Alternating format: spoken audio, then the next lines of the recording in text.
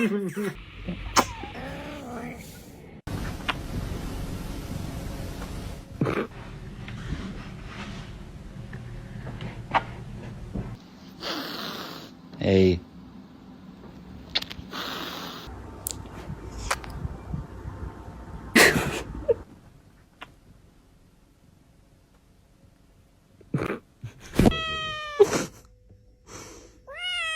What's that?